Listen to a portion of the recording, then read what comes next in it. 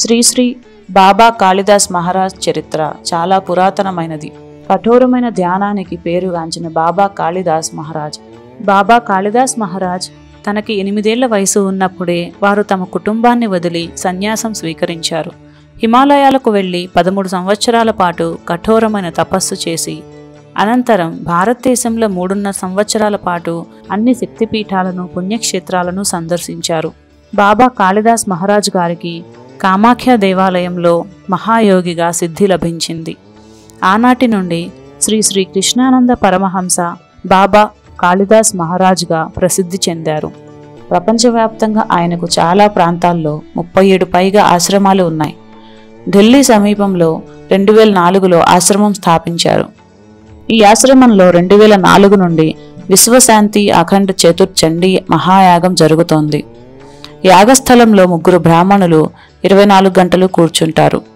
బాబా కాళిదాస్ 1984 నుండి ఎలాంటి ఆహారమూ తీసుకోవడం లేదు. కేవలం కొబ్బరి నీళ్లు మాత్రమే తీసుకుంటారు. మరియు అది కూడా రోజుకు 2 సార్లు. ఒకసారి సూర్యోదయానికి ముందు మరియు రెండవసారి సూర్యాస్తమయానికి ముందు. ఎందుకంటే కొబ్బరికాయను అత్యంత పవిత్రంగా భావిస్తారు.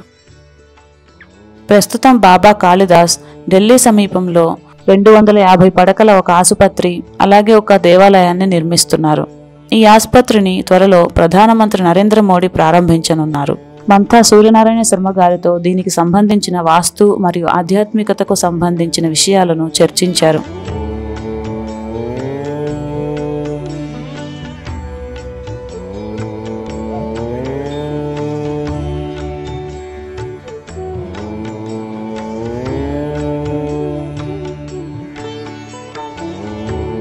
సూర్యనారాయణ శర్మ గారి సూచనల మేరకు కొన్ని ప్రత్యేక ఏర్పాట్లు చేస్తున్నారు. అవి పూర్తయిన పిమ్మట నరేంద్ర మోడీ గారితో ప్రారంభోత్సవం జరుగుతుంది.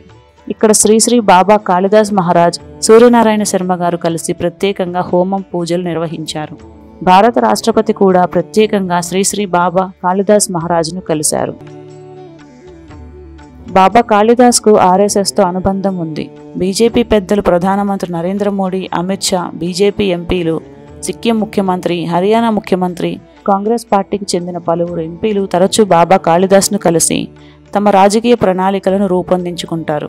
నార్త్ ఇండియాలోని ప్రముఖ వ్యాపార కుటుంబాలు నేపాల్ నుండే కాకుండా ఇతర దేశాల నుండి తరచూ బాబాని కలవడానికి వస్తుంటారు. నేటి యువత మత్తువైపు వెళ్తున్నారన్నారు.